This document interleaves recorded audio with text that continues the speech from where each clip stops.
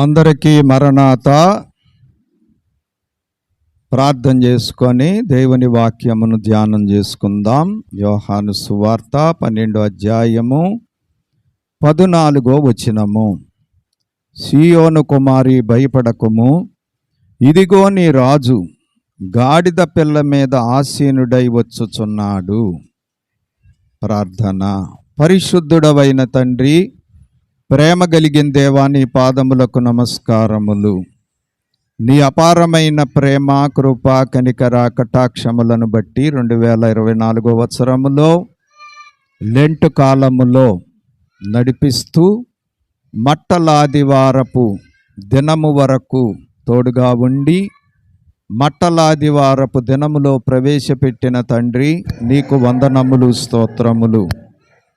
ఇప్పుడు నీ వాక్యాన్ని ధ్యానిస్తూ ఉండగా వాక్యములో నుండి మాతో మాట్లాడి మహిమ పొందుమని, నాడు మట్టలాదివారపు దినమున జరిగిన సంఘటనలను మేము జ్ఞాపకం చేసుకుంటూ ఉండగా, అలాగే నీ భూలోక చరిత్రలో నిన్ను మోసినటువంటి వారిని మేము జ్ఞాపకం చేసుకుంటూ ఉండగా మాతో మాట్లాడి మహిమ పొందుమని, మేము కూడా నిన్ను మోయటానికి సిద్ధపడుటకు, ప్రతి ఒక్కరము కిష్టాపరులుగా మారుటకు సహాయము చేయుమని మాతో మాట్లాడి సిద్ధపరచుమని, గార్దభ వాహనుడై యెరూషలేము ప్రవేశించిన యేసు నామమున వేడుకొనుచున్నాం పరమ తండ్రి.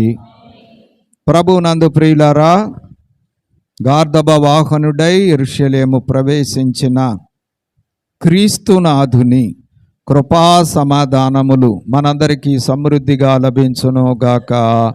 ఆమేన్. సరే, మంచిది ప్రియులారా. ఈ దినము మట్టలాదివారం. ప్రతి సంవత్సరం మట్టలాదివారం వస్తానే ఉంటుంది, మరి వెళతానే ఉంటుంది. మనము ఆ మట్టలాదివారాన్ని జ్ఞాపకం చేసుకుంటానే ఉంటాం. ఈ మట్టలాదివారము ఒక ప్రత్యేకమైనటువంటి దినము. ప్రభువు యొక్క భూలోక జీవితములో కొన్ని ప్రత్యేకమైనటువంటి దినాలు ఉన్నాయి. అందులో ఇది ఒకటి. మరి ప్రభువు 33.5 సంవత్సరాల జీవితంలో ఆర్భాటముతో, ఊరేగింపుతో, అందరికీ కనబడే విధముగా యెరూషలేము ప్రవేశించినటువంటి దినము మట్టలాదివారపు దినం. మరి అంతకుముందు ప్రభు ఎన్నోసార్లు యెరూషలేము వెళ్ళారు. 12 సంవత్సరాల ప్రాయం అప్పుడు కూడా వెళ్ళినట్లుగా మరి లేఖనములో రాయబడి ఉంది. ఇవి కూడా పస్కా దినాలే, పస్కా పండుగ దినాలే.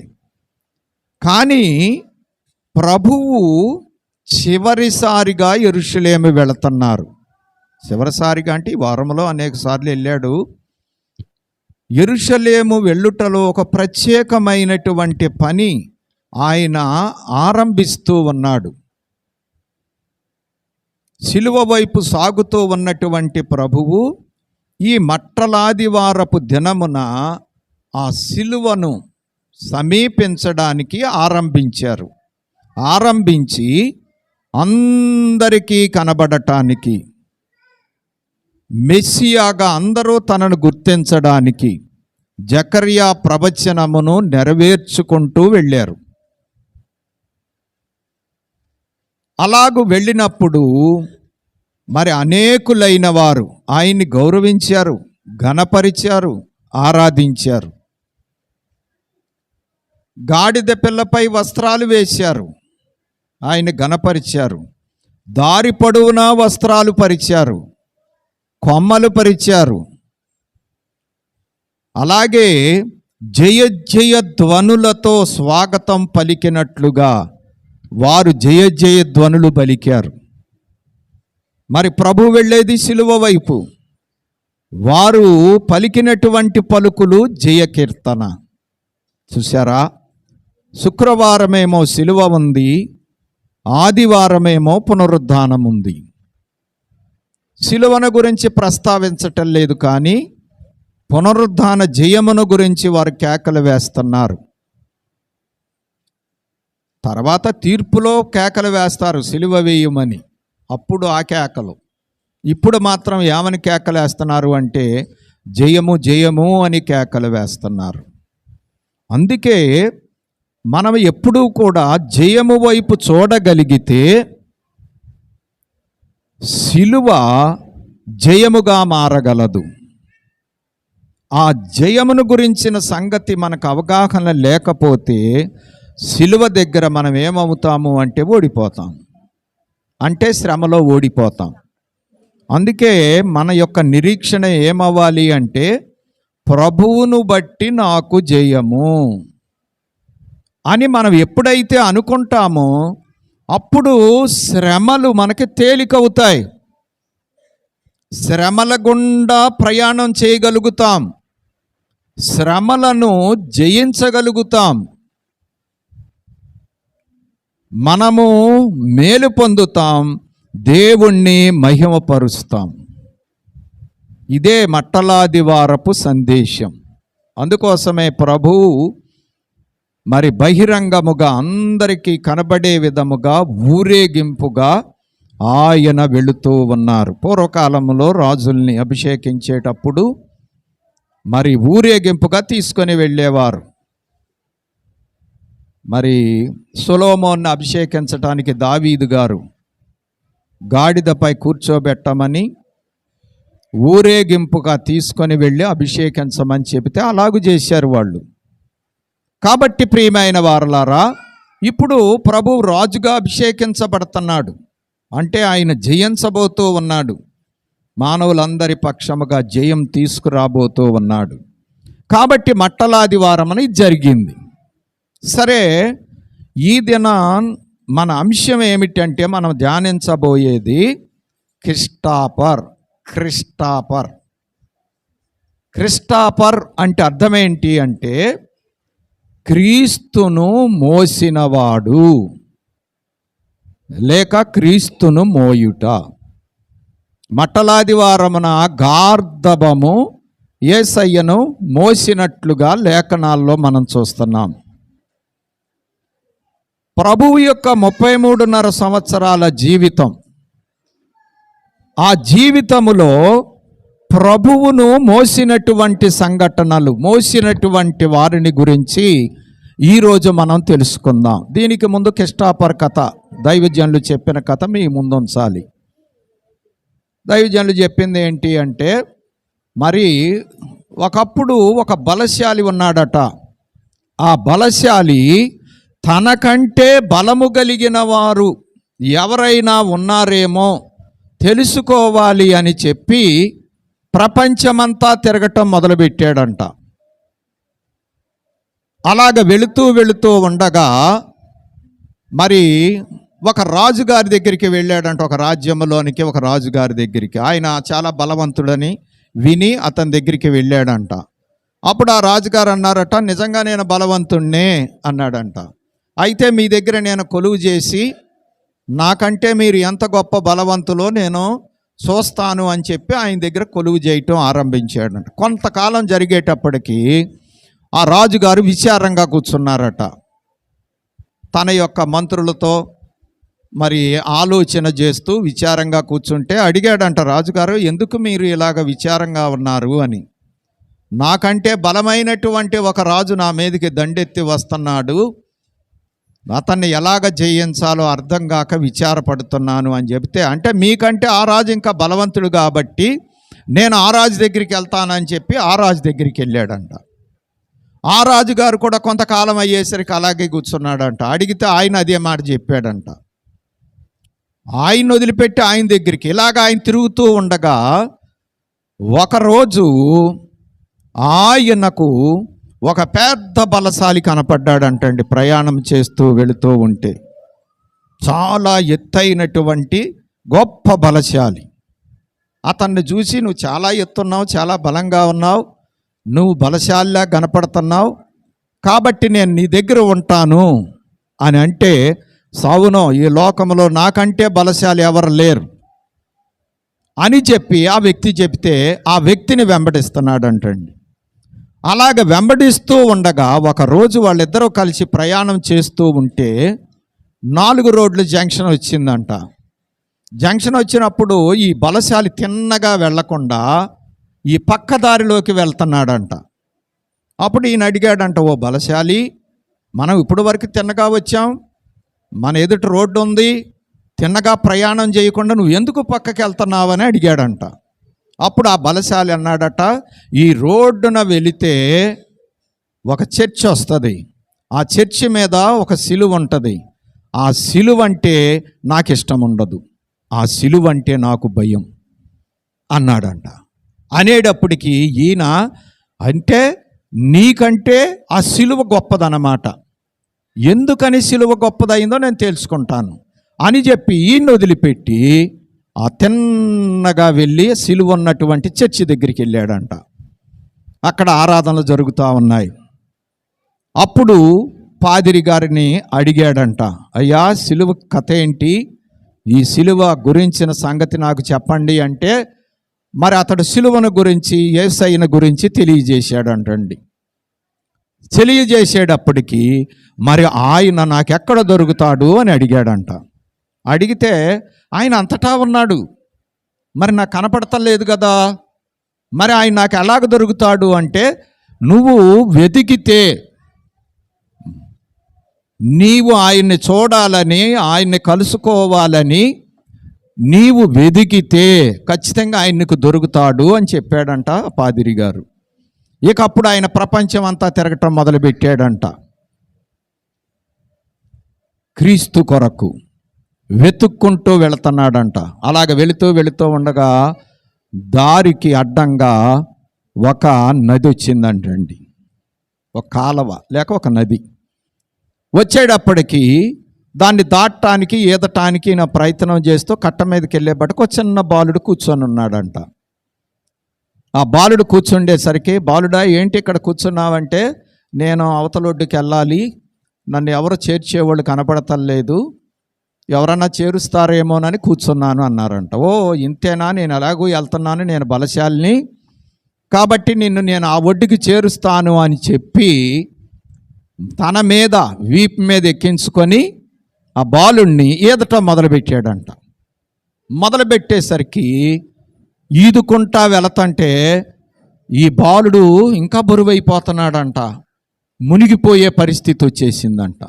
అయ్యో బాలుడా, నువ్వు చూస్తే కూతిలాగా కనపడుతున్నావు, చాలా బరువైపోతున్నావు, నేను మునిగిపోతున్నానంటే, ఏం పర్వాలేదులే పమ్మన్నారంట. ఎట్లాగైతే ఒడ్డుకు చేరారంట. ఒడ్డుకు చేరిన తర్వాత, దింపిన తర్వాత, అమ్మో నువ్వు చాలా బరువు ఉన్నావు, నువ్వు నాకంటే బలవంతుడు అని చెబుదామని చూసేటప్పటికే ఆ బాలుడు లేడంట. అప్పుడు ఈ యొక్క బలశాలి మళ్ళీ పాదిరి గారి దగ్గరికి వచ్చాడంట. వచ్చి ఇట్లా జరిగిందంటే అప్పుడు ఆ పాదిరి గారు చెప్పారంట, ఆయన ఎవరో కాదు, క్రీస్తు, నువ్వు ఎతుకుతున్నటువంటి యేసుక్రీస్తు, కాబట్టి నువ్వు యేసయ్యను మోసావు, క్రీస్తును మోసావు, నీవు క్రిస్టాపరువి అని చెప్పాడంట. ఇది క్రిస్టాపర్ కథ. ఈయన ఏం చేశాడు చెప్పండి, క్రీస్తును మోసినవాడు, క్రీస్తును మోసినవాడు అని చెప్పి నీ పేరు క్రిస్టాపర్ అని పెట్టాడంట. అప్పుడు ఆయన తన జీవిత కాలం అంతా నేను క్రీస్తును మోసాను, నేను క్రిస్టాపర్ని అనుకుంటే తిరిగేవాడంట. ప్రభువుని తెలుసుకొని, ప్రభువుని నమ్ముకొని, నేను క్రిస్టాపర్ని అని చెప్పి. ఇది క్రిస్టాపర్ యొక్క కథ. అంటే ఇతడు బలశాలి, ఈ బలశాలి క్రీస్తును మోసిన వాడై ఉన్నాడు. అలాగే ప్రభువును మోసినటువంటి వారు ఆయన చరిత్రలో కొంతమంది కనబడతారు. మరి క్రిస్టాపర్ అంటే క్రీస్తును మోయటం అంత మాత్రమే కాదు, మోయటము అని అంటే భారము భరించటము అనేటువంటి భావం కూడా ఉంది.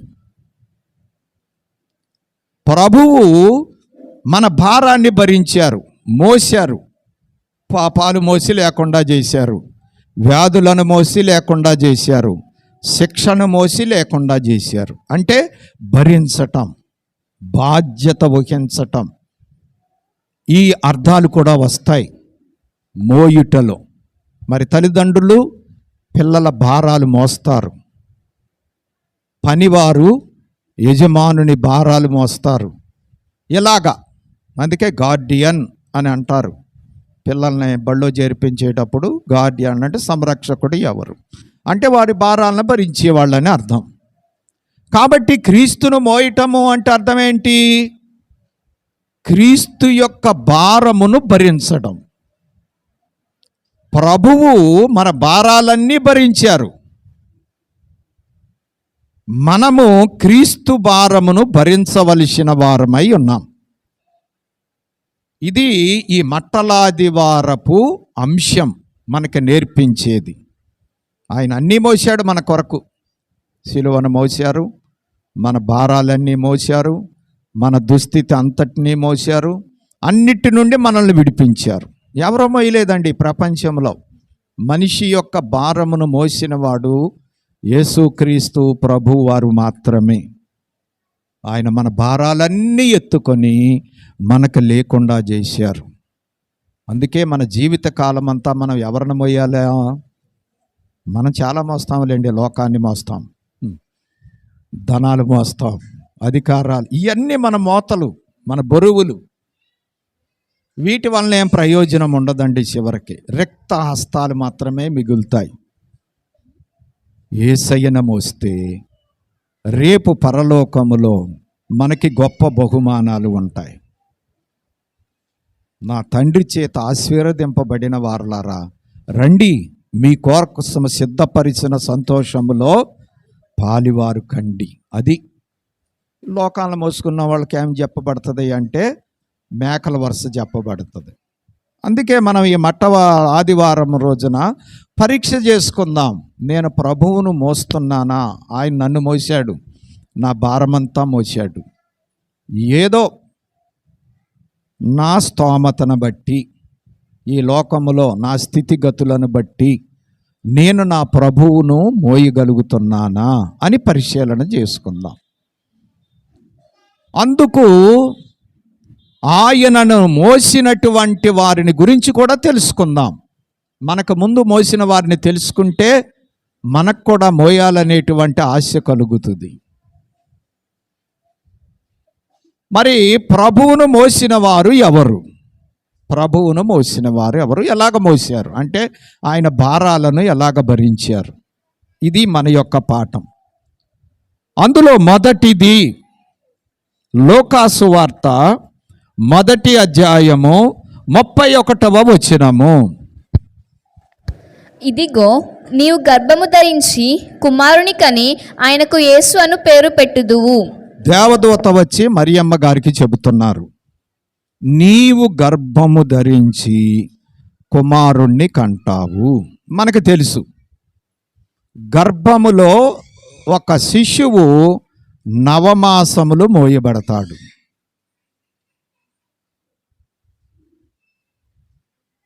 ప్రభువును కన్యమరియ గారు 9 మాసాలు మోశారు. తన గర్భములో ఆయనను మోసినటువంటి వారుగా ఉన్నారు. మరియమ్మ గారు తల్లిగా గర్భములో యేసయ్యను మోసిన వారుగా ఉన్నారు. ప్రియమైనటువంటి వారలారా, మరి దేవుడు ఈ లోకంలో నరుడుగా రావాలి. నరుడుగా రావాలి అంటే నరులలో నుండే రావాలి. ఆయన మనిషి అవ్వగలడు. అలాగ వస్తే నరులతో ఆయనకి సంబంధం ఉండదు. కొన్ని సంబంధాలు వారిలో నుండే రావాలి. అందుకే జ్ఞాని అయిన దేవుడు ఆదామును చేసి ఆదాములో నుండే అవ్వను తీశాడు. ఆదాముకు వేరుగా చేయలేదు. ఆదామును చేసినట్టు అవ్వమ్మను కూడా చేయలేదు. అలాగ చేస్తే వాళ్ళిద్దరికి సంబంధం ఉండదు. సంబంధం ఉండాలి కాబట్టి ఆదాము ప్రక్కటెముకను తీసి అవ్వమ్మను చేశాడు. అప్పుడు సంబంధం ఏర్పడింది. అందుకే ఆదాము గారు అనగలిగారు, ఇది నరునిలో నుండి తీయబడినది, నారీ నాదే, నా ఎముక నా మాంసం అనగలిగాడు. లేకపోతే అనలేడు కదా. భూమిలో నుండి ఆ ఆదాము గారిని చేసినట్టు అవ్వమ్మ గారిని కూడా దేవుడు చేశాడు అనుకోండి, ఆ మాట అనలేడు. అలాగే ఇప్పుడు యేసుక్రీస్తు ప్రభువారు పరలోకములో నుండి నరుల పోలిక ధరించుకొని ఈ లోకానికి వచ్చాడు అనుకోండి, నరులతో ఆయనకి సంబంధం ఉండదు. అందుకోసమే ఏం చేశాడు ఆయన? మరియ గర్భములోనికి ప్రవేశించి మరియ గర్భములో నుండి ఆయన ఈ లోకానికి వచ్చారు. కాబట్టి ఆయన నరుడు, నరులతో సంబంధము కలిగినవాడు, నరులలో ఒక నరుడు అనేటువంటి సంబంధం కలగటానికి ఆస్కారమైనది. మరి యేసయ్య చరిత్రలో చేసిన పనులన్నీ కూడా రీజనబుల్ అంటే ఎవరు ఇట్ట ఏలెత్తి చూపించడానికి వీలు లేకుండా ఆయన జీవిత చరిత్రలో జరుపుకుంటా వెళ్ళినాయి. న్యాయాన్ని సమ్మతపరచాలి, కోర్టును సమ్మతపరచాలి. ఎవ్వరూ కూడా ఇది కరెక్ట్ కాదు, ఇది సరిపోదు అని అనటానికి వీలు లేనట్టుగా ఆయన జీవితములో సంఘటనలు జరిగించాడు. అది మనం గ్రహించాల్సింది. కాబట్టి ఆయన నరుల పాపములు మోసుకొని నరులను రక్షించడానికి వచ్చాడు. కాబట్టి నరులలో ఒక నరుడుగా సంబంధం కలిగి ఉండాలి. కాబట్టి మరియ గర్భములో నుండి ఆయన జన్మించారు. అందుకే కన్య గర్భంలో నుంచి వచ్చారు. ఎందుకంటే ఆయన పాపము ద్వారా రాకూడదు. అందుకే సర్వోన్నతుని శక్తి నిన్ను కమ్ముకొనును, పరిశుద్ధాత్మ నీ మీదికి వచ్చును. అలాగున గర్భంలో ప్రవేశించి ఆయన శిశువుగా తయారై నవమాసములు నిండిన తర్వాత ఎలాగైతే మానవులు జన్మిస్తారో అలాగ మరియ గర్భములో నుండి ఆయన జన్మించారు. కాబట్టి ఇప్పుడు ఆయన ఈ లోకములో నరుడిగా రావాలి అంటే తప్పనిసరిగా కన్య మరియ గర్భములో ఆయన్ని మోయవలసిందే. అలాగ మోయకపోతే ఆయన నరుల సంబంధి నరుడుగా రావటానికి అవకాశం ఉండదు. అందుకోసం మరియమ్మ గారు అంగీకరించారు. గాబ్రియేలు దూత చెప్పగానే మరియమ్మ గారు ఏమన్నారు? అలాగే ప్రభు దాసురాలను ఆయన చిత్తము చొప్పున నాకు జరుగునుగాక అన్నారు. మరి ఇలాగ మొయ్యాలంటే చాలా సమస్యలు ఉన్నాయి. మరియమ్మ గారికి అంత తేలికైన విషయం ఏం కాదు. అవన్నీ మనకు తెలుసు, క్రిస్మస్ కాలంలో ధ్యానిస్తాం. ఎన్ని ఇబ్బందులు ఉన్నా కానీ మరియమ్మ గారు యేసయ్యను గర్భములో మోయటానికి ఇష్టపడ్డారు. కాబట్టి యేసయ్య ఈ లోకానికి రావటానికి మొట్టమొదట మోసినటువంటి వారు మరియమ్మ గారు. చూడండి, లూకాసు వార్త 11వ అధ్యాయము 27వ వచనం ఇంకా క్లారిటీగా మనకి ఆయన ఈ మాటలు చెప్పుచుండగా ఆ సమూహములోనున్న ఒక స్త్రీ ఆయనను చూచి, నిన్ను మోసిన గర్భము నీవు కుడిచిన స్తనములు ధన్యములైనవని కేకలు వేసి చెప్పగా, చూశారండి, నిన్ను మోసిన గర్భము ధన్యమైనది. అలాగా మరియమ్మ గారు యేసయ్యను గర్భములో మోసిన వారై ఉన్నారు. కొరింథీయులకు రాసిన మొదటి పత్రిక 4వ అధ్యాయము 15-16 వచనాలను ఒకసారి చూద్దాం. క్రీస్తునందు మీకు ఉపదేశకులు 10,000 మంది ఉన్నను తండ్రులు అనేకులు లేరు. క్రీస్తు యేసునందు సువార్త ద్వారా నేను మిమ్మును కంటిని గనుక మీరు నన్ను పోలి నడుచుకున్న వారై ఉండవలనని మిమ్మును బతిమాలుకొనుచున్నాను. పౌలు గారు ఏం చెబుతున్నారు అంటే ఇది మనము క్రీస్తుని ఎలాగ మోయగలం? మరియమ్మ గారు అలాగ గర్భంలో మోసారు, జన్మనిచ్చారు. మరి మనం ఎలాగ మోయగలం? సువార్త ప్రకటించి భారము కలిగి అనేకులు ఈ లోకములోనికి, ప్రభువు రాజ్యములోనికి, ప్రభువు సంపాదించి పెట్టిన రక్షణలోనికి రావటానికి మనం గర్భం ధరించాలి. భారము కలిగి మన చుట్టూ నశించే వారిని చూచి భారము కలిగి వారికి సువార్త చెప్పి వారి నిమిత్తం ప్రార్థన చేసి ప్రసవ వేదన ప్రార్థన. యెషయా గ్రంథంలో ఒక మాట ఉంది, సరే అవన్నీ నేను రెఫరెన్సులు చెప్పను కానీ 64వ అధ్యాయములో ఒక జనమును కనుటకు ఒకనాటి ప్రసవ వేదన సాలునా. అంటే ఒక వ్యక్తి పాపి క్రీస్తులో తిరిగి జన్మించాలి అంటే, పరిశుద్ధుడిగా మారాలి అంటే వారి నిమిత్తం మోసేవారు కావాలి. భారము కలిగి వారికి సువార్త చెప్పి వారి కొరకు ప్రార్థన చేసి వారు రక్షణలోనికి వచ్చేటట్లుగా చేయటమే మనము గర్భములో మోయటము. అందుకే ఇక్కడ పౌలు గారు అంటున్నారు, ఉపదేశకులు ఎంతమంది ఉన్నా కానీ నేను సువార్త ద్వారా మిమ్ములను కంటిని.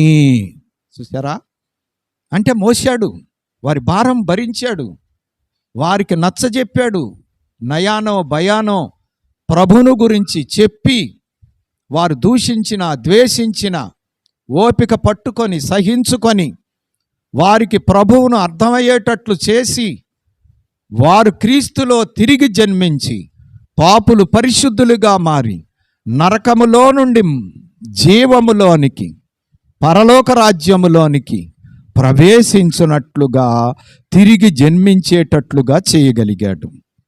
అలాగే ప్రియమైన వారలారా, యేసును మనం ఎలాగ మొయ్యగలము అంటే నీ ద్వారా ఎంతమందిని క్రీస్తు కొరకు కనగలవో, అంటే సంపాదించగలవో ఆయన సువార్త ద్వారా అంతమందికి నీవు జన్మనిచ్చినటువంటి వాడవవుతావు. అంటే వారి భారమును నువ్వు భరించిన వారవవుతావు, గర్భములో వారిని మోసిన వారవవుతావు. మనం మోయాల్సిన పద్ధతి ఇది. ఒకసారి ఆలోచించేద్దాం. మనము రక్షణ పొందిన తర్వాత మనల్ని ఒకళ్ళగా అన్నారు, ఎవరో సువార్త చెప్పారు, అది విన్నాం, యేసయ్యని తెలుసుకున్నాం, రక్షణ పొందుకున్నాం. అంటే మనల్ని ఎవరో గర్భం ధరించి కన్నారు. అలాగూ పుట్టినటువంటి నీవు ఎంతమంది జన్మకు కారకుడవయ్యావు తిరిగి జన్మించటానికి?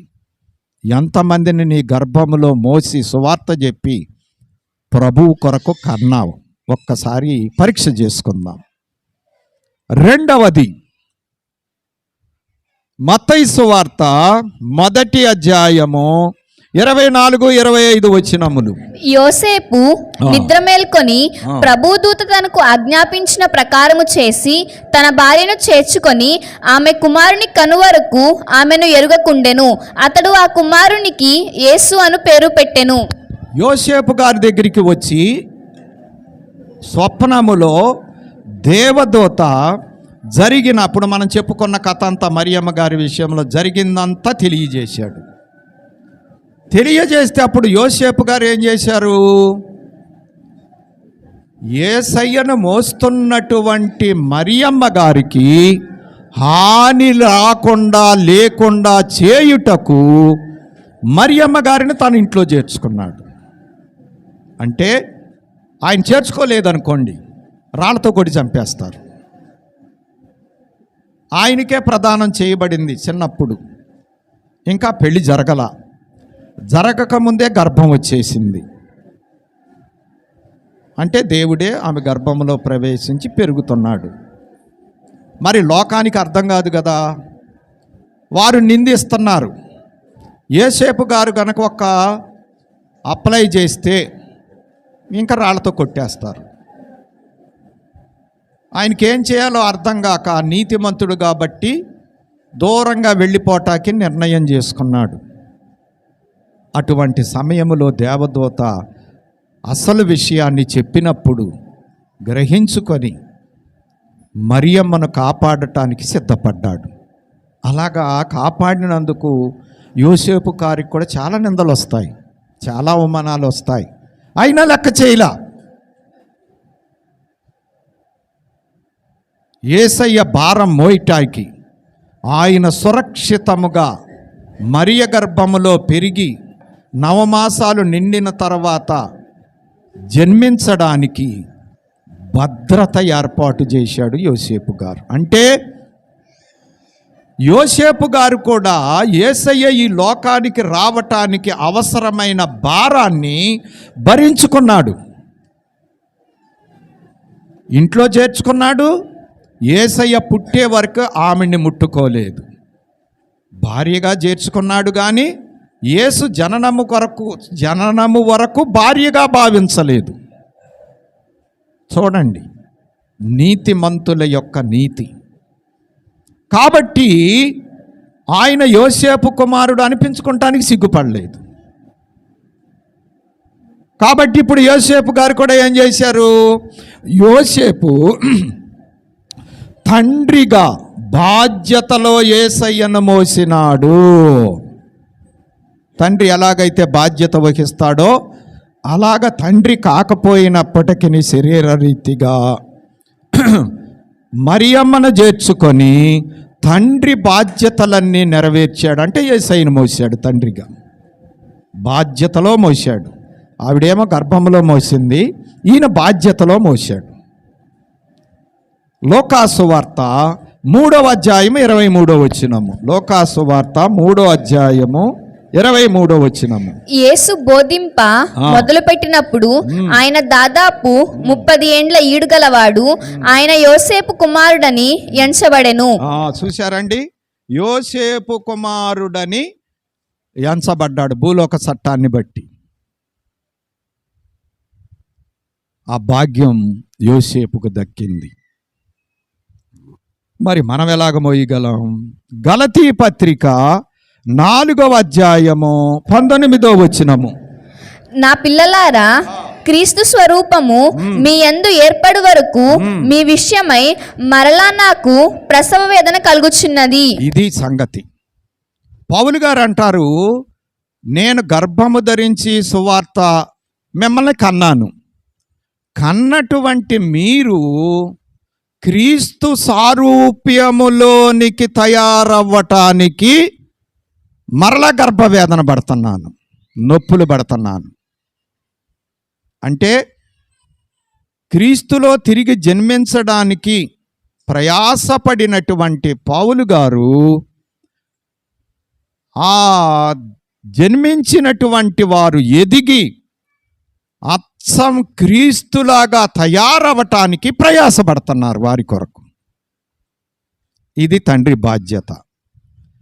గర్భము మోసి కనే బాధ్యత తల్లిదైతే ఆ జన్మించినటువంటి బిడ్డను పెంచి పెద్ద చేసి కష్టపడి కావలసినవన్నీ సమకూర్చి ప్రయోజకుణ్ణి చేసే బాధ్యత తండ్రిది. పౌలు గారు ఆ మాట చెబుతున్నారు. రక్షణ పొందితే సరిపోదు ప్రియమైన వారలారా, అర్థం చేసుకోండి. ఇప్పుడు చాలామంది చాలా డైల్మాలో ఉన్నారు. ఏంటి ఆ డైల్మా అంటే, యేసయ్య నమ్ముకున్నాను, బాప్తీసం పొందాను, ఇక నేను రక్షింపబడ్డాను. అవలేదు అంతటితో పని. నువ్వు యేసులో జన్మించావు అంతే, కానీ యేసులాగా తయారవ్వలేదు. చాలా జీవితం ఉంది, నువ్వు ఎదగాల్సిన జీవితం.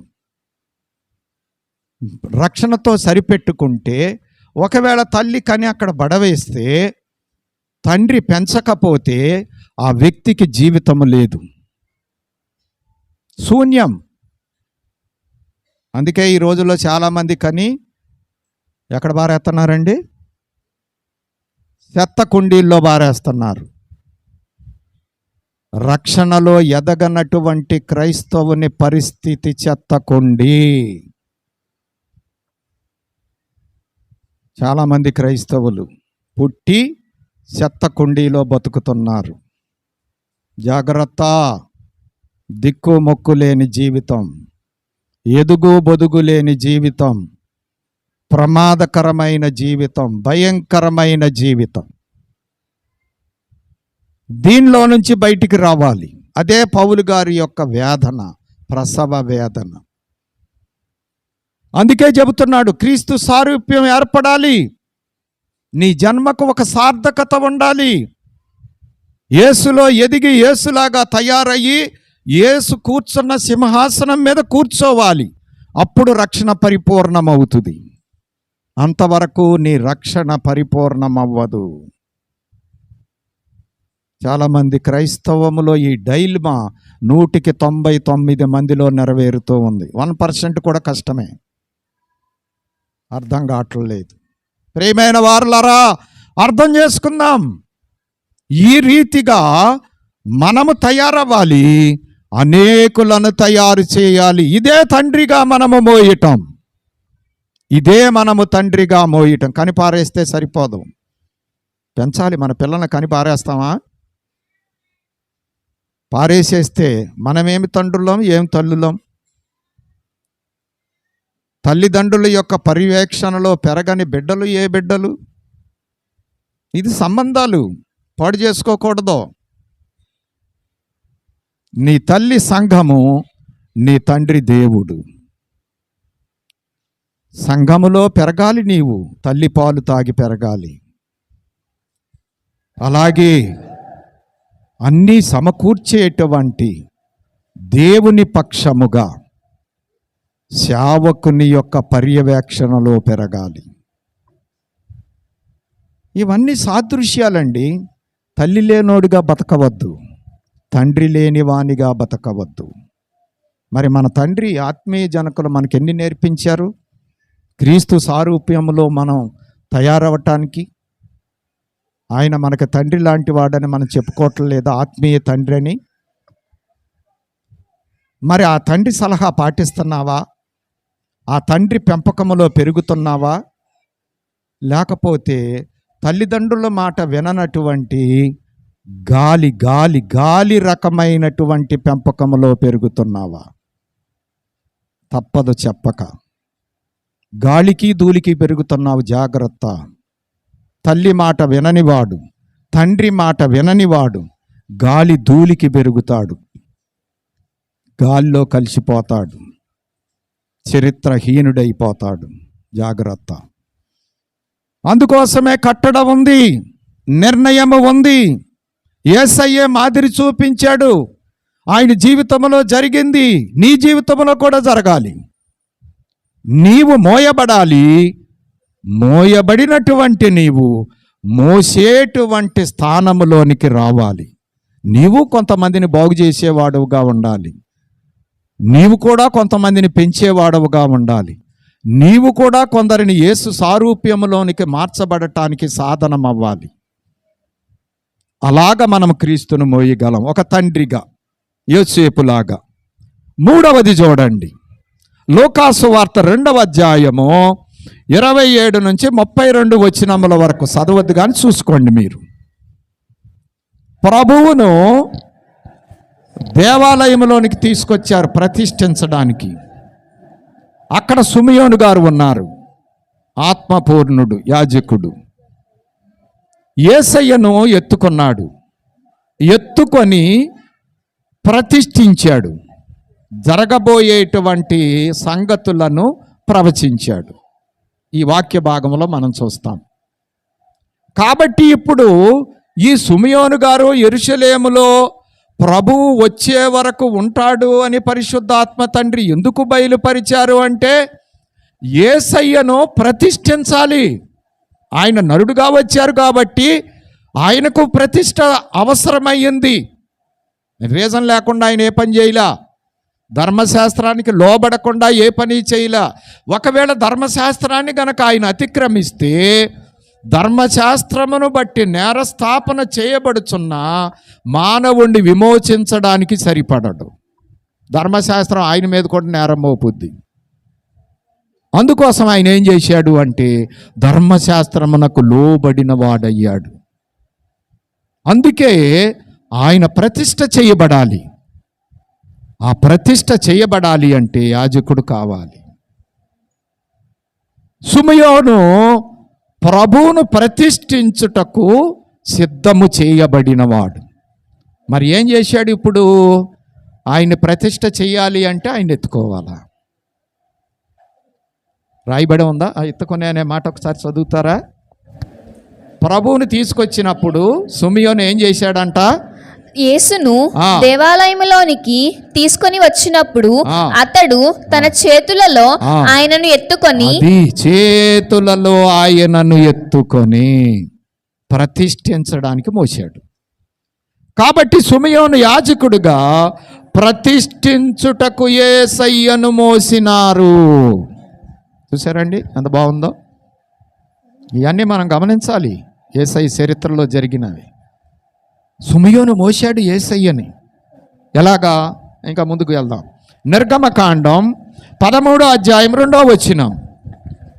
నిర్గమకాండం 13వ అధ్యాయం 2వ వచనం. ఇశ్రాయేలీయులలో ఆ. మనుషుల యొక్కయు ఆ. పశువుల యొక్కయు ప్రథమ సంతతి అనగా ప్రతి తొలిచూలు పిల్లను నాకు ప్రతిష్ఠించుము, అది నాదని చెప్పెను.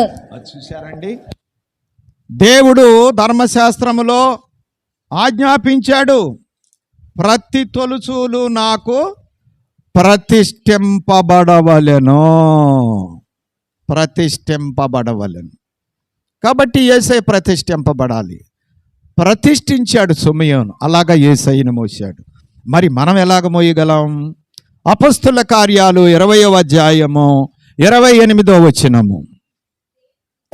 దేవుడు తన స్వరక్తమిచ్చి సంపాదించిన తన సంఘమును కాయుటకు పరిశుద్ధాత్మ మిమ్మును దేనియందు అధ్యక్షులుగాను ఉంచెనో ఆ యావత్తు మందమును గుచ్చియు మీ మట్టుకు మిమ్మును గురించియు జాగ్రత్తగా ఉండుడి. చూడండి, ఇక్కడ పౌలు గారు చెబుతూ ఉన్నారు ఏమిటి అంటే, దేవుడు తన స్వరక్తమిచ్చి సంపాదించినటువంటి సంఘము. సంఘం ఎవరిది? దేవునిది. ఎలాగ సంపాదించాడు ఈ సంఘాన్ని? ఆయన స్వరక్తమిచ్చి. ఈ సంపాదించినటువంటి సంఘములో ఉన్నటువంటి మనము పరిశుద్ధాత్మ చేత ఏ పనికి నియమించబడి,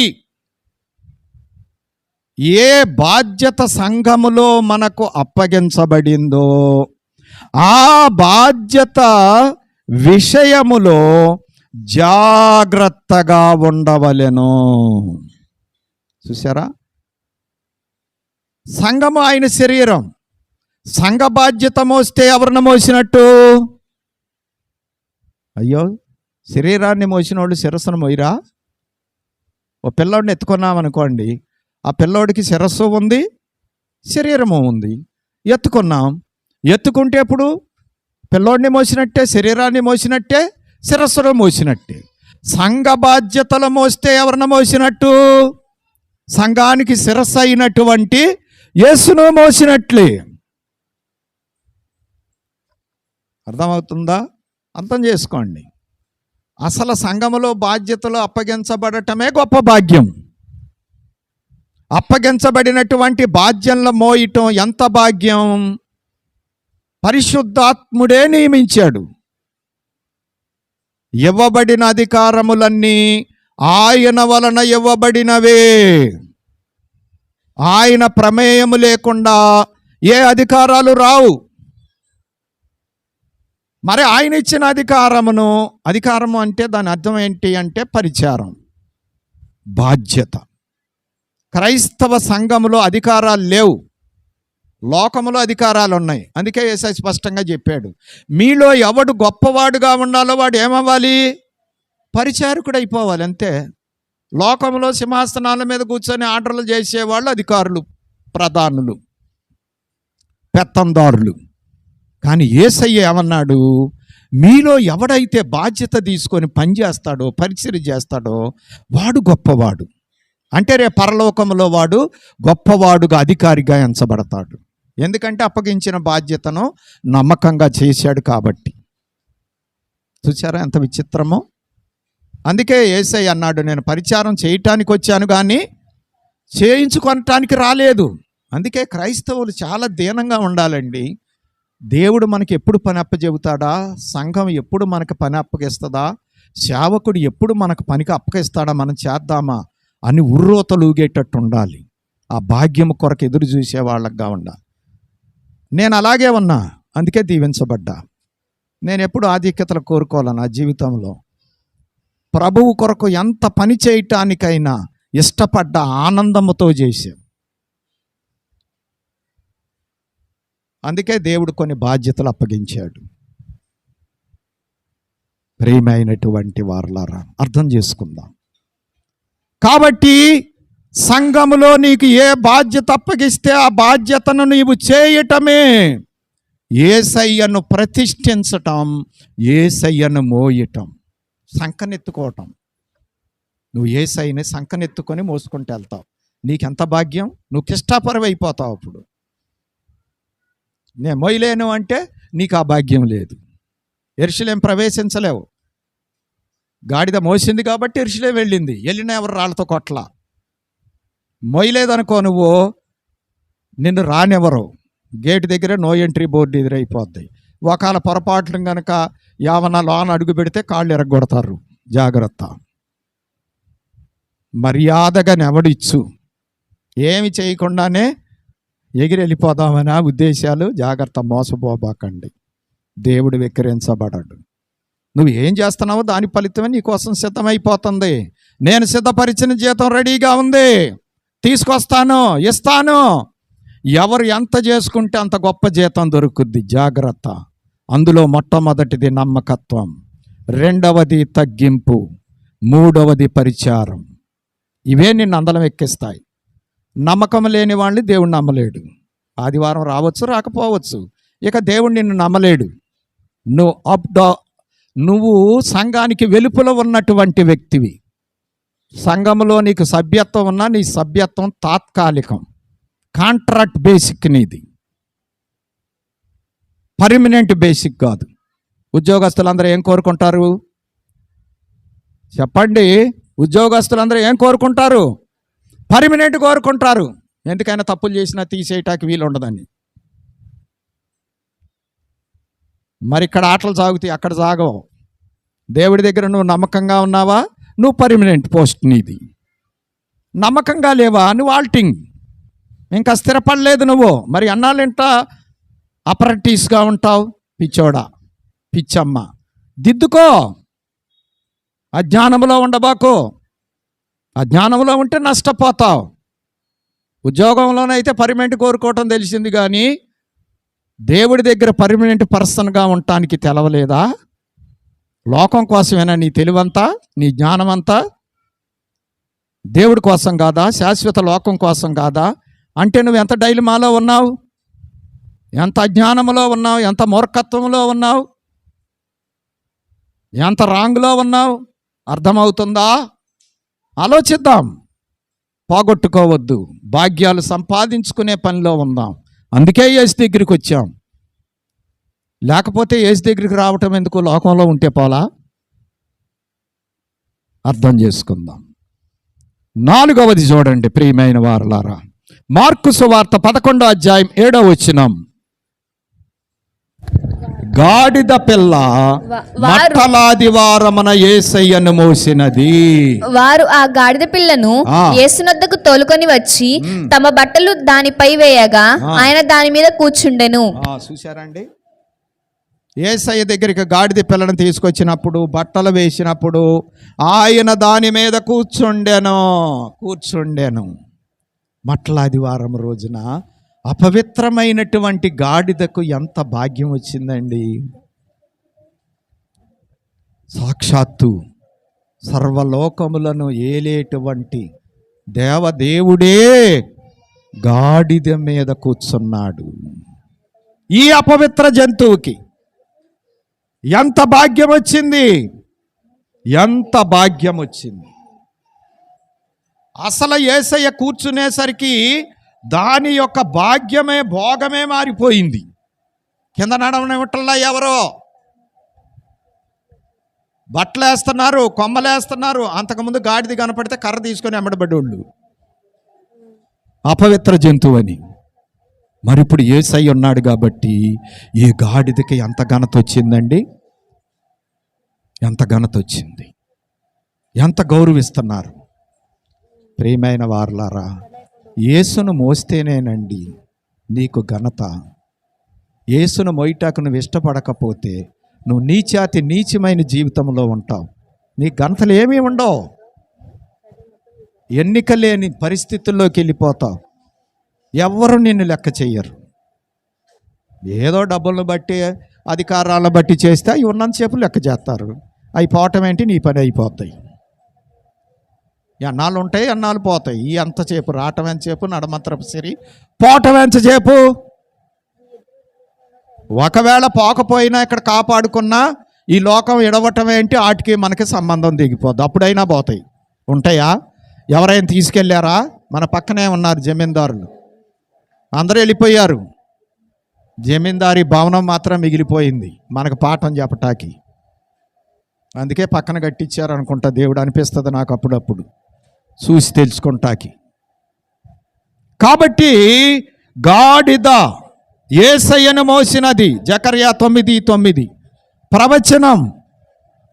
జకర్యా గారు చెప్పారు, సియోను కుమారి నువ్వేం భయపడొద్దు, ఏం బాధపడొద్దు. సియోను నివాసులారా బహుగా సంతోషించుడి, సంతోషపడండి. యెరూషలేము నివాసులారా ఉల్లాసముగా ఉండుడి, ఉల్లాసంగా ఉండండి. నీ రాజు నీతిపరుడును, రక్షణ గలవాడును, దీనుడునై గాడిదను గాడిద పిల్లను ఎక్కి నీ యొద్దకు వచ్చుచున్నాడు. చూశారండి, ఆయన అప్పుడే చెప్పేశాడు. కొన్ని వందల సంవత్సరాలకు పూర్వమే మట్టలాదివారం రోజున ప్రవచనం నెరవేరింది.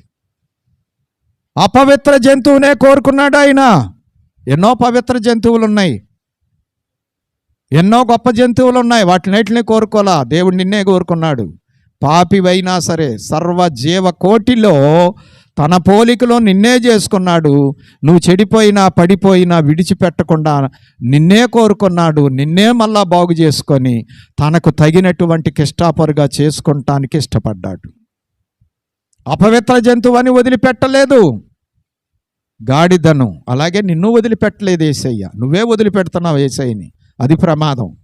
జాగ్రత్త. ఇప్పుడు నువ్వు యేసయ్యని వదిలేస్తే రేపు పరలోకంలో ఆయన వదిలిపెట్టాల్సి వస్తుంది. న్యాయం ఒప్పుకోదు కాబట్టి. అందుకే యేసయ్య చెప్పారు, భూలోకంలో నన్ను ఎవడు ఒప్పుకుంటాడో పరలోకంలో నేను వాడిని ఒప్పుకుంటాను దేవదూతల ఎదుట. ఇక్కడ నన్ను ఎరగనని ఎవడంటాడో అక్కడ నేను కూడా ఎరగనంటాను. ఫినిష్ అయిపోద్ది చరిత్ర. అందుకే పేతురు గారు నేను ఎరగను అంటే అంత బాధపడ్డాడు యేసయ్య. వెంటనే పేతురెంక చూశాడు, ఎమ్మటే దిద్దుకున్నాడు. దిద్దుకోకపోతే పేతురు గారు తిన్నక నరకానికి వెళ్ళిపోవాలా. మనం కూడా అంతే, ఎరగనట్టే ఉంటాం, ఎరిగినట్టు నటిస్తాం. మరి ఎరిగితే రక్షణ పొందాలిగా.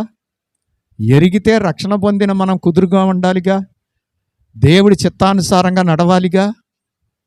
చెత్తగుండి వ్యవహారంలోకి ఎందుకు వెళ్తాం, చెత్త జీవితంలోకి ఎందుకు వెళ్తాం? అర్థం చేసుకుందాం. ప్రియమైనటువంటి వారలారా, మనం ఎలాగ మోయగలం? గలతీ పత్రిక 6వ అధ్యాయం 2వ వచనము. ఒకని భారములు నొకడు భరించి ఇలాగు క్రీస్తు నియమమును పూర్తిగా నెరవేర్చుడి. చూశారండి, క్రీస్తు నియమం. ఒకరి భారములు ఒకరు భరించుకోండి, ఒకరికొకరు సహాయపడుకోండి, ఒకరు పడితే ఒకళ్ళు లేపండి. మరలా వీళ్ళు పడినప్పుడు వాళ్ళు లేపుతారు. ఇది మనం జీవించవలసిన జీవిత విధానం. ఇది క్రీస్తు నియమం. ప్రభు అంటున్నారు, అల్పులైన వీరికి చేసింది ఎవరికి చేసినట్టు? నాకు చేసినట్టే. నీ తోటివాని భారము నువ్వు భరిస్తే క్రీస్తు భారము భరించినట్లే.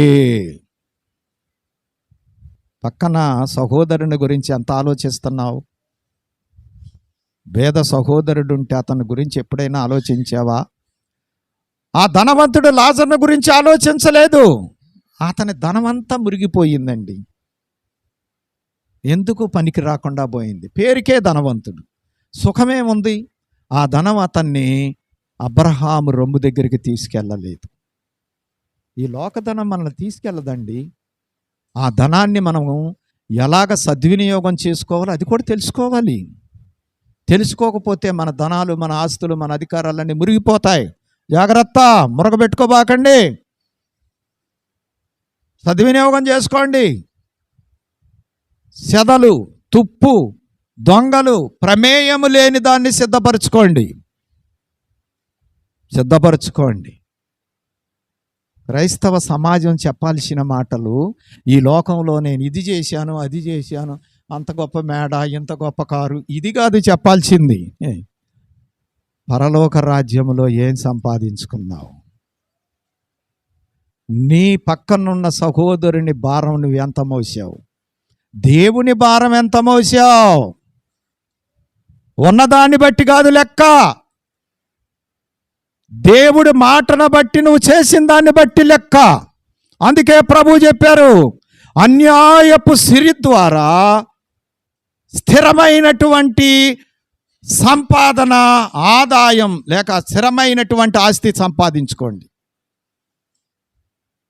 అన్యాయపు సిరిలోనే నువ్వు నమ్మకంగా ఉండకపోతే శాశ్వతమైనటువంటి సిరి నీకెవడిస్తాడు అని అడిగాడు. చూసారా ఎంత మాట? అర్థమైందా? కాబట్టి ఒకటి భారం ఒకటి మోయండి. ఇలాగ క్రీస్తు నియమం నెరవేర్చండి. దేవుడి కొరకు, నీ తోటి వాని కొరకు. ఏం పర్వాలా? దేశం అంటే మట్టి కాదోయ్, దేశం అంటే మనుషులోయ్. మానవ సేవే మాధవ సేవ. ఎంత మంచి మాటలండి. వాళ్ళకు కూడా తెలిసింది ఆ సంగతి, యేసు తెలవపోయినా కానీ. మరి యేసయ్య దగ్గరికి వచ్చి యేసు చెప్పింది మనకు అర్థం కావట్లా.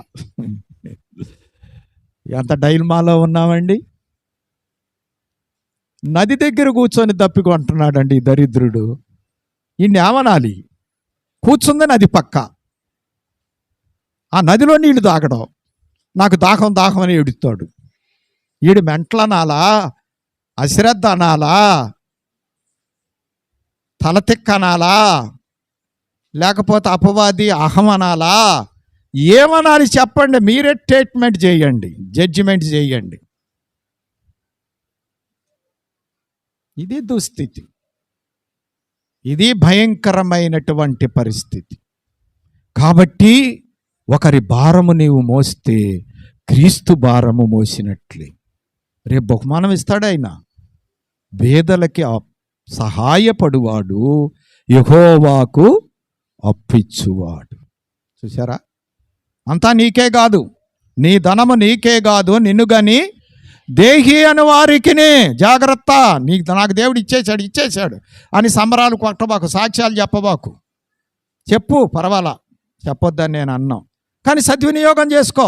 దేవుడు ఇచ్చాడు కాబట్టి దాంట్లో పేదోడికి వాటా ఉంది, దేవుడిది దేవుడికి ఉంది, నువ్వు పక్కనున్నోడిది పక్కనోడికి ఉంది. ఈ రెండు సద్వినియోగం చేసుకో, లేకపోతే పరలోకంలో అకౌంట్లో నిల్ బ్యాలెన్స్ ఉంటుంది. మోసబాబాకు, జాగ్రత్త. 5 లోకాసు వార్త 8వ అధ్యాయము మొదటి 3 వచనాల్లో మీరు చూస్తే, చదవద్దులేండి, చూసుకోండి మీరు. అక్కడ అపస్తులు, స్త్రీలైన వారు, ఆ 3వ వచనంలో చివరి భాగం, చివరి 2 లైన్లు చదవండి. వీరును ఇతరులు అనేకులను తమకు కలిగిన ఆస్తితో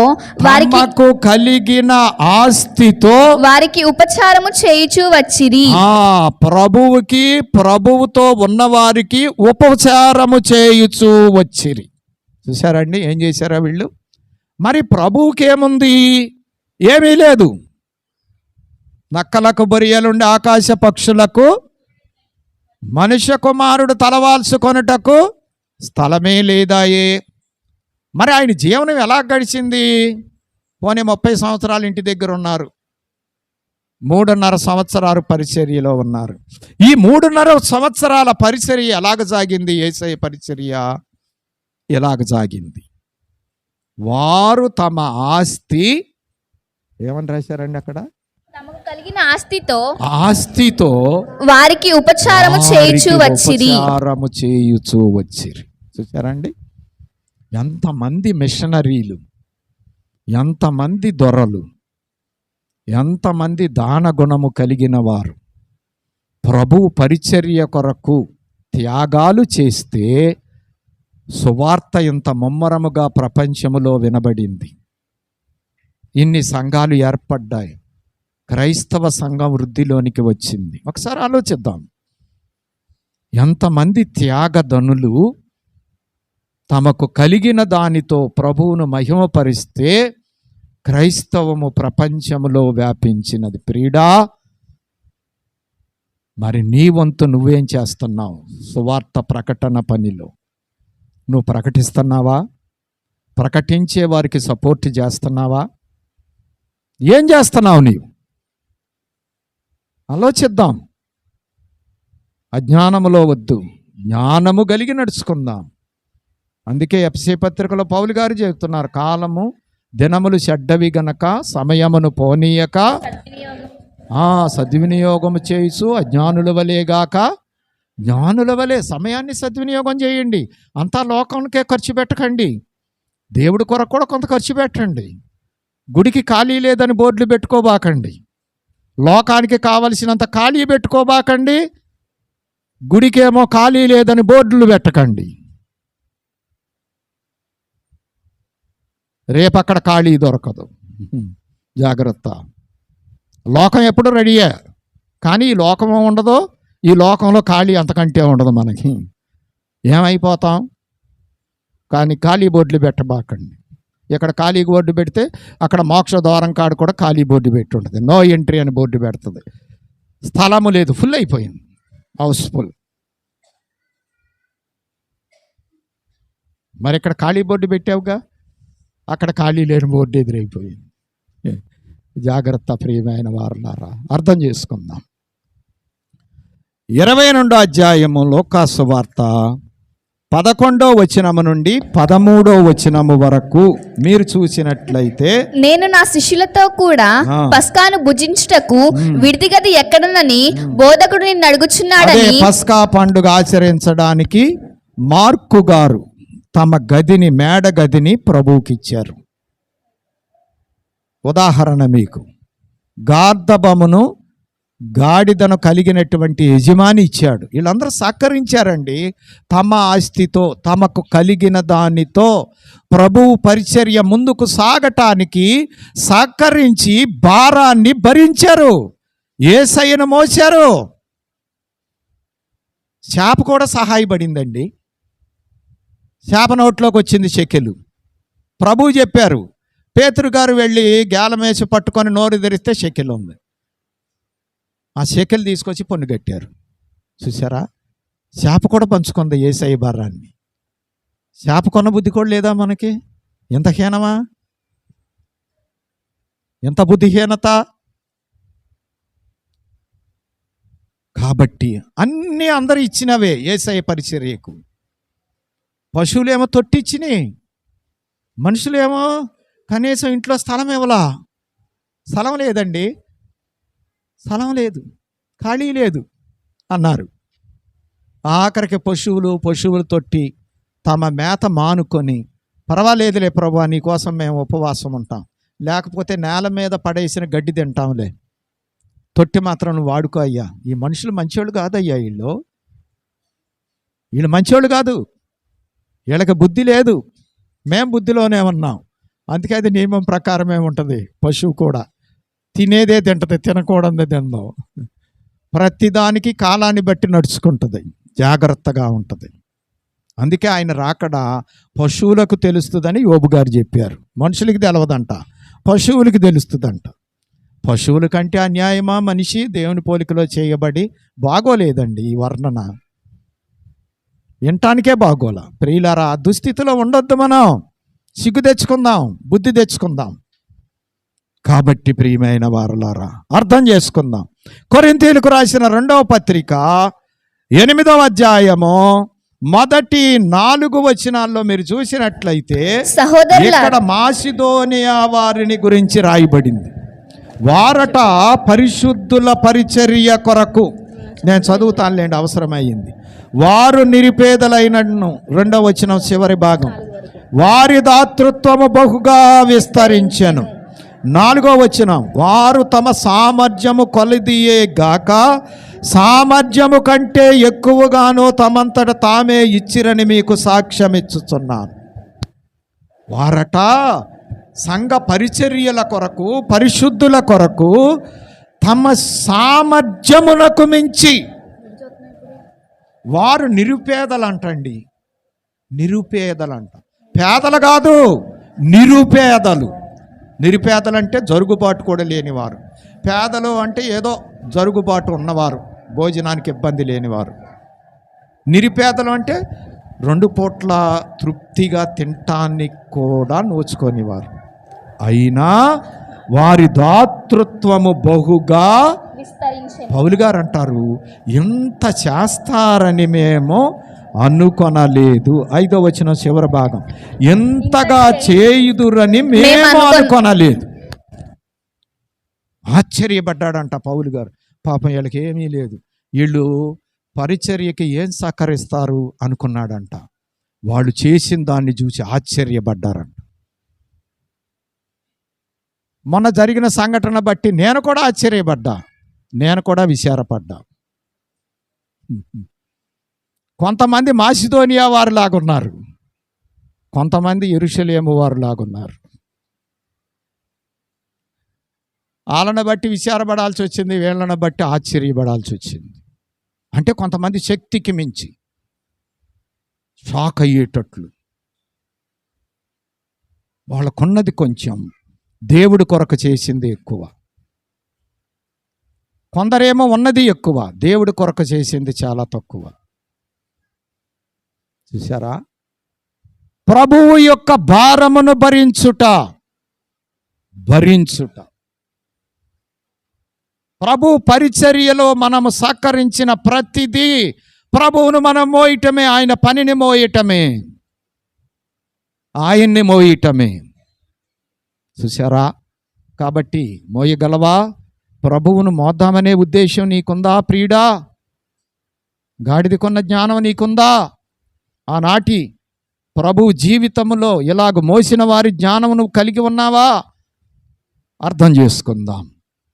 6వది చూడండి, లూకాసు వార్త 23వ అధ్యాయం 26వ వచనం. కురేనీయుడైన సీమోను సిలువ మోతలో తోడై యేసయ్యను మోసెను. యేసయ్యను కొట్టి తీర్పులు చెప్పి భారభరితమైన సిలువను భుజాల మీద పెట్టి మోయించుకుంటూ వెళ్తున్నారు.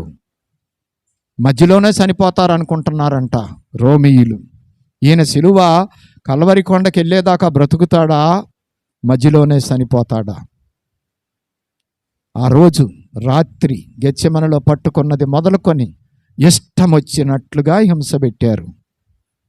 ముళ్ళ కిరీటం పెట్టారు, కొరడాలతో కొట్టారు, ఒళ్ళంతా కూడా గాయాలే, రక్తం కారి అడసలగట్టింది.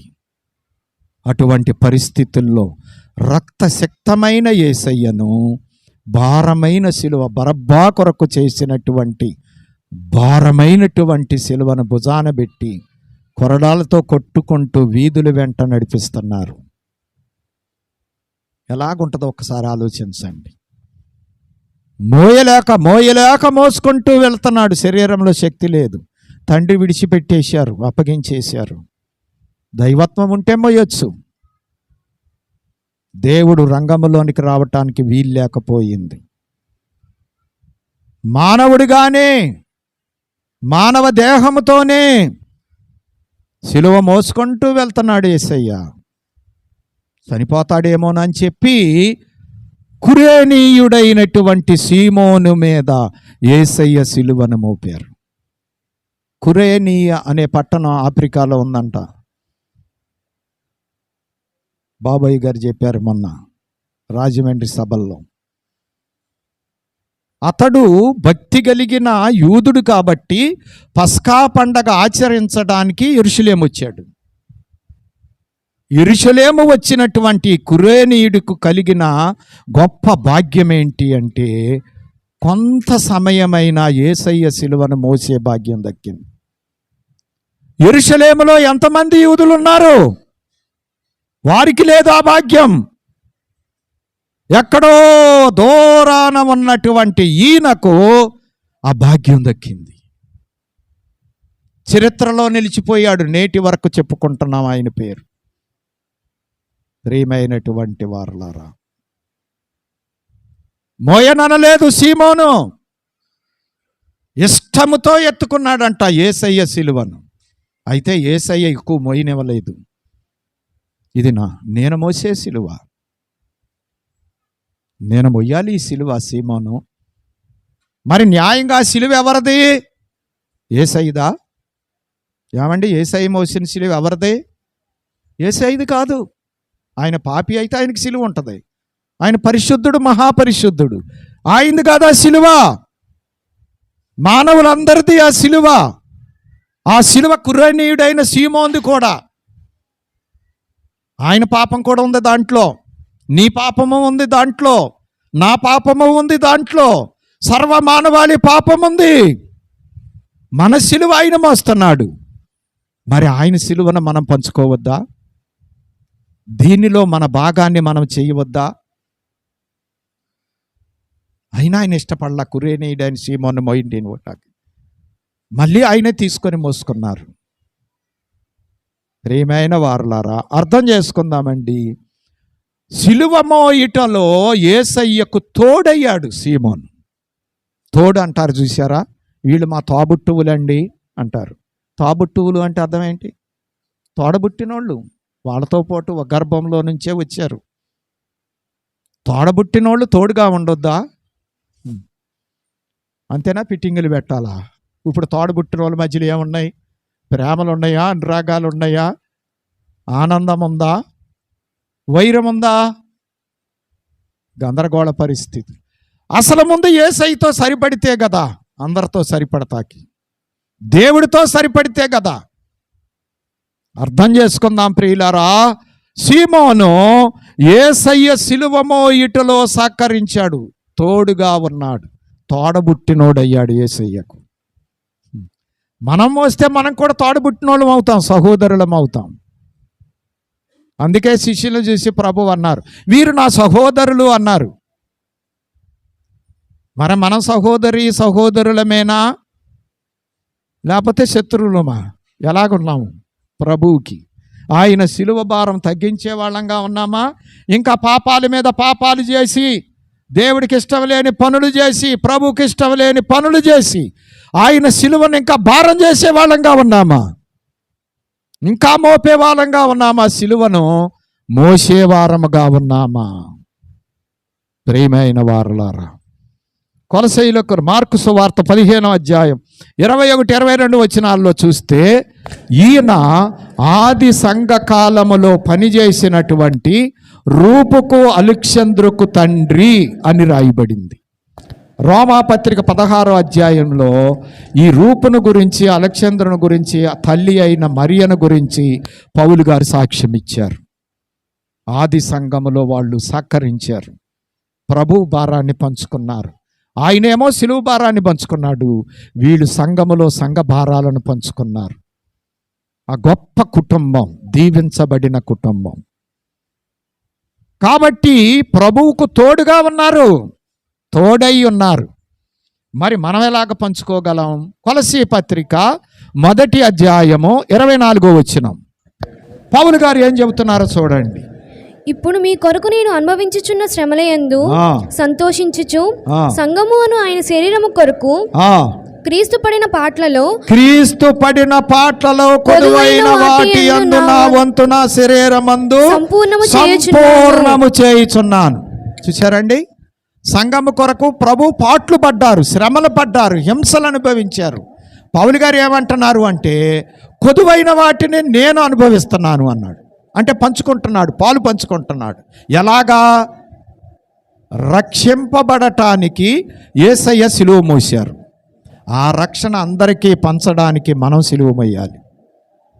ఎంత మోస్తున్నావు నువ్వు? సువార్త సిలువ. అందుకే భక్తులు రాసుకున్నారు, సిలువను మోసుకొని సువార్తను సేపట్టి,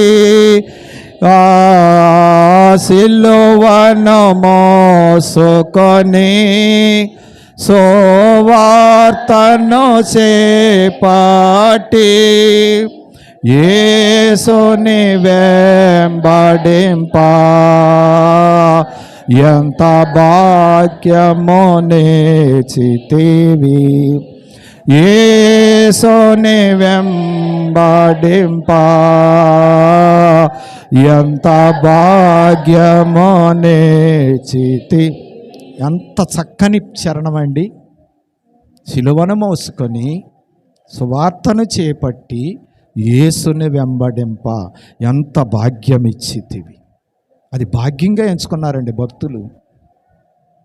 మనమేం చేస్తున్నాం ప్రియులారా? ఆ భాగ్యాలన్నీ పోగొట్టుకుంటున్నాం. పోగొట్టుకోకండి ప్రియులారా, రండి అందరము కలిసి మోద్దాం. దేవుడు మనకు అప్పగించిన సువార్త భారాన్ని అందరికీ పంచుదాం.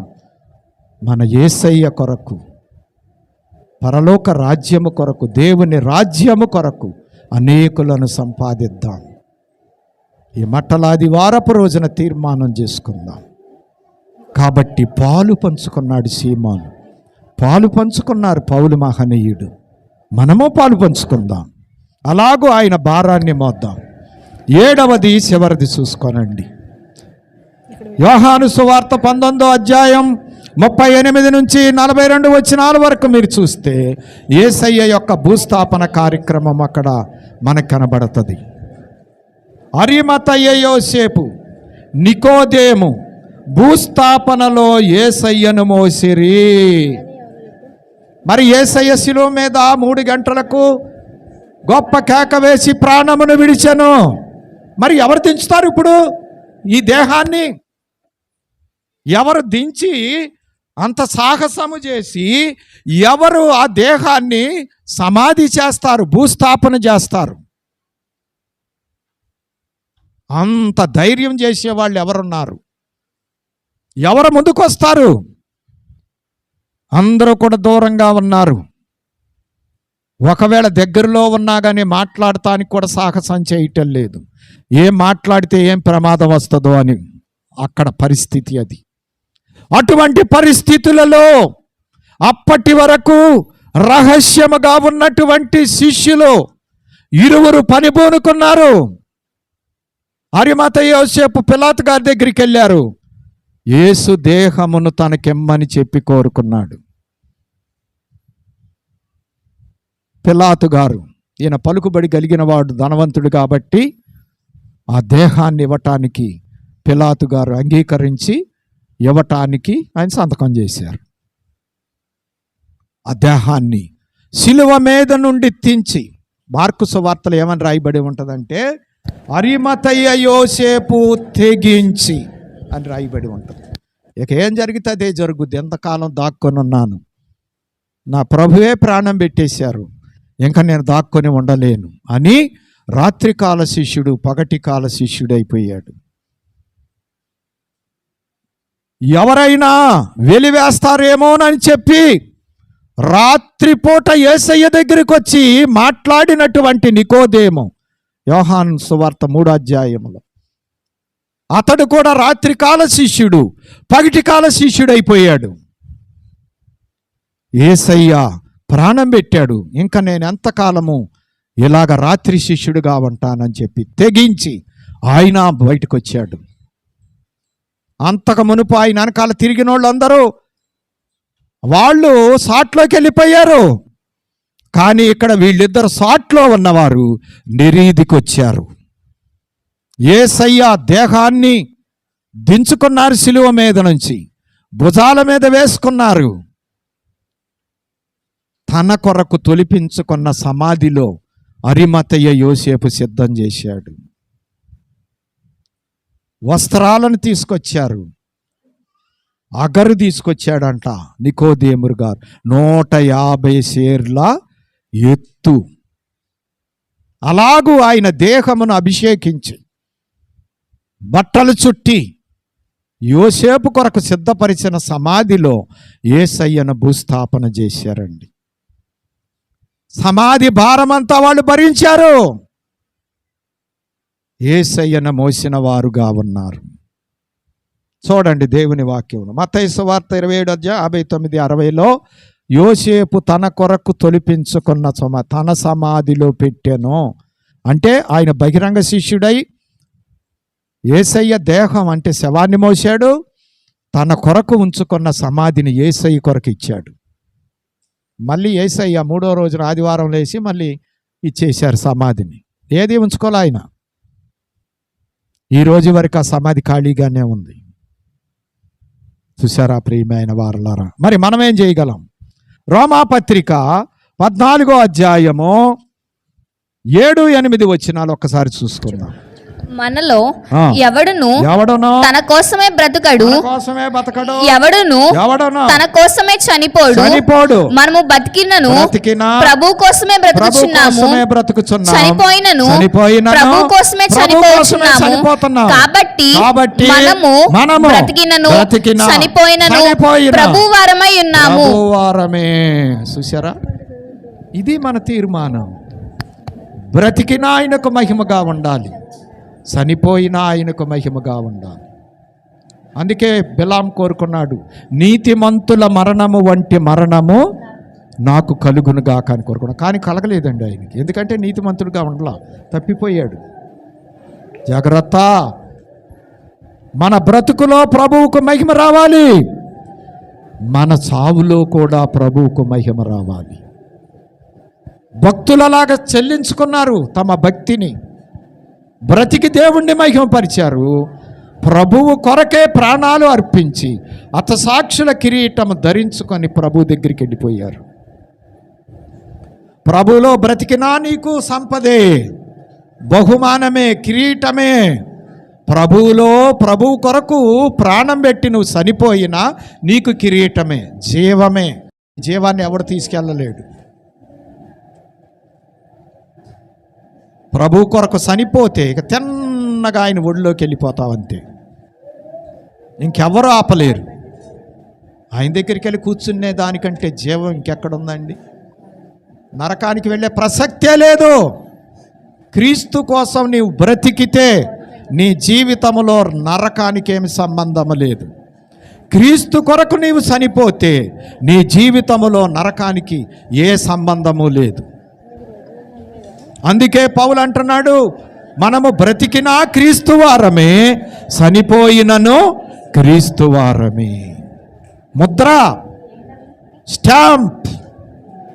క్రీస్తు ప్రేమ నుండి మనల్ని ఏది ఎడబాపకలదు. స్టేట్మెంట్. కరువులైన, రోగాలైన క్రీస్తు ప్రేమ నుండి మనలను ఎడబాపు వాడెవడు? శ్రమ అయినను, బాధ అయినను, హింస అయినను, కరువైనను, వస్త్రహీనత అయినను, ఉపద్రవమైనను, ఖడ్గమైనను మనలను ఎడబాపునా? ఏదైనా ఎడబాపగలదా మనల్ని యేసులో నుండి? అట్టి స్థిరములోనికి నువ్వు వచ్చావా? దమ్మిడీకి అమ్మేసుకుంటున్నావా యేసయ్య? దమ్మిడీ కొరకు యేసును వదులుతున్నావా? ఎలాగుంది నీ పాడు బ్రతుకు, ఈ లోక బ్రతుకు, బుడబొక్కల బ్రతుకు? అర్థం చేసుకుందాం ప్రియమైన వారలారా. కాబట్టి కిష్టాపరులం కావాలి. యేసు నీ కోసం అన్ని మోసాడు, నీవు యేసును మోసేవాడవగా మారాలి. ఇదే మట్టలాదివార సందేశం. మట్టలాదివారం నేను పిలుస్తుంది, రా ప్రభువు దగ్గరికి, ప్రభువును మోసుకో, నీ జీవితాన్ని ధన్యము చేసుకో. గాడిద జీవితం ధన్యమైంది, వస్త్రాల మీద నడుస్తుంది అపవిత్ర జంతువు. యేసును మోస్తే బంగారుపు వీధుల్లో నడుస్తావు నీవు. మట్టి రోడ్డు మీద, సిమెంట్ రోడ్డు మీద, తారు రోడ్డు మీద నడిచి ఆహా ఓహో అనుకోబాకు, ఇదే గొప్ప అనుకోబాకు, ఇదే బాగుంది అనుకోబాకు. బంగారు వీధుల్లో నడుస్తావు యేసును మోస్తే. యేసును మోయకపోతే నీకు ఈ తారు రోడ్లు, ఈ సిమెంట్ రోడ్లు కూడా ఉండవు, అగ్ని రోడ్లు ఉంటాయి. జాగ్రత్త, అర్థం చేసుకుందాం ప్రియులారా. కాబట్టి మట్టలాదివారమున 7 విధాలైనటువంటి మోతలు యేసయ్యను మోసిన వారు. తల్లిగా మరియ తల్లిగా గర్భములో యేసయ్యను మోసినది. యోసేపు తండ్రిగా బాధ్యతలో యేసయ్యను మోసినారు. సుమియోను యాజకుడిగా ప్రతిష్ఠించుటకు యేసయ్యను మోసినాడు. గాడిద పిల్ల మట్టలాదివారమున తన మీద కూర్చోబెట్టుకొని యేసయ్యను మోసినది. అపొస్తలులు, స్త్రీలు, ఇతరులు వారికి కలిగిన వాటి ద్వారా ఉపచారము చేసి యేసయ్య భారం భరించారంటే యేసయ్యను మోశారు. కురేనీయుడైన సీమోను సిలువ మోతలో తోడయ్యి యేసయ్యను మోసెను. యేసయ్య భారం ఎత్తుకొని పాలివాడయ్యాడు. అరిమతెయ, యోసేపు, నికోదేము భూస్థాపన కార్యక్రమములో బాధ్యత వహించి యేసయ్యను మోశారు. ప్రియమైన వారలారా, మరి మనము యేసయ్యను ఎంత మోయవలసిన వారమై ఉన్నాం. వీరే కిష్టాపరులు, భాగ్యవంతులు. మరి నీవు నేను కూడా భాగ్యవంతులం అవుదామా? మనం కూడా కిష్టాపరులుగా మారదామా? అందుకే అందరం పేరు పెట్టుకుందాం. మీ పేరు పక్కన కిష్టాపరని పెట్టుకోండి. నేను నెహెమియా దేవదాస్ కిష్టాపరని పెట్టుకుంటా. మీరు కూడా మీ పేర్లు పక్కన కిష్టాపరని పెట్టుకోండి. గంతులు వేయండి, ఆనందించండి, యేసయ్యను మొయ్యండి. అలాగ మోసి పరలోక రాజ్యంలో ఆయన పక్కన, ఆయన సింహాసనం మీద కూర్చునే ధన్యత ప్రభువు మనకు దయచేయునుగాక. ఆమేన్. పరిశుద్ధుడా, కొద్ది మాటలు దీవించండి నాయన. మట్టలాదివారపు సన్నివేశమును జ్ఞాపకం చేసుకొనుచున్న మేము మా జీవితములో నిన్ను మోసుకొని కిష్టాపరులుగా మా జీవితాలు కొనసాగించబడి బంగారు వీధులలో నడిచే ధన్యతకు ఆయత్తపరచమని, బంగారు సింహాసనము మీద బంగారపు యేసయ్య పక్కన, వరుని పక్కన వధువుగా కూర్చునే ధన్యతకు ఆయత్తపరచుమని, అటువంటి బంగారు జీవితం మాకు దయచేయుమని, బంగారు యేసయ్య పాదములు పట్టుకొని వేడుకొనుచున్నాం పరమ తండ్రి. ఆమేన్. మరణాతా.